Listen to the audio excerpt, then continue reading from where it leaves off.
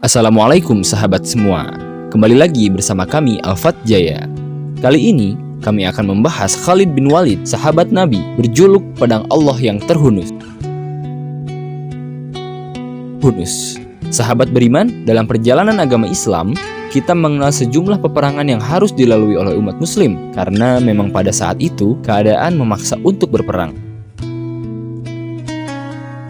Setiap peperangan sudah barang tentu memiliki seorang panglima yang memimpin peperangan tersebut. Satu dari sekian banyak panglima perang umat Islam yang sangat penting adalah Khalid bin Walid. Dia merupakan salah seorang kerabat Nabi Muhammad SAW yang sebelumnya berada di pihak kaum yang memusuhi Islam. Khalid bin Walid bahkan sempat memerangi Islam ketika ia memimpin pasukan kaum kafir Quraisy dalam perang Uhud. Ketika itu, Khalid berhasil memanfaatkan peluang menaklukkan pasukan Islam saat mereka tergoda dengan harta rampasan perang. Di bawah kepemimpinan Khalid bin Walid itulah pasukan kafir Quraisy berhasil memukul mundur pasukan Islam.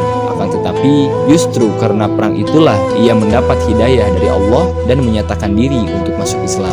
Masuknya Khalid bin Walid ke dalam naungan Islam kemudian disambut gembira oleh Nabi Muhammad SAW, sebab Khalid dikenal sebagai seorang yang ahli strategi perang, sehingga pasti akan sangat menguntungkan umat Islam.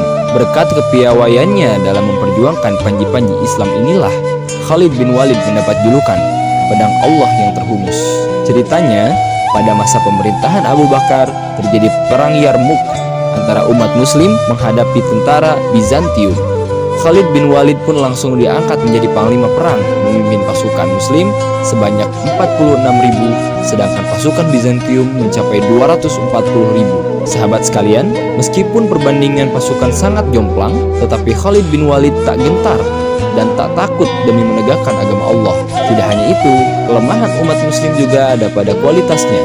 Pasukan Islam saat itu tidak didukung dengan persenjataan yang mumpuni, begitu pula dengan mutu pasukan karena jarang sekali berlatih. Namun, berkat kecerdasan Khalid, pasukan Islam dibagi menjadi 40 kontingen dari 46.000 pasukan sehingga mampu memberi kesan seolah-olah pasukan Islam lebih besar dari musuh. Dan benar saja, strategi yang dijalankan oleh Khalid tersebut membuahkan hasil hingga membuat orang-orang tercengang. Pasukan Islam yang berjumlah jauh lebih sedikit dari lawan berhasil memenangkan perang tersebut. Prestasi-prestasi yang diukir Khalid berkat keahliannya dalam menyusun strategi perang, ahli senjata, dan karisma yang dimilikinya nyatanya tidak membuat Khalid menjadi sombong. Bahkan saat Khalifah Umar bin Khattab mencopot jabatannya tanpa suatu kesalahan dari Khalid, ia begitu legowo menerimanya.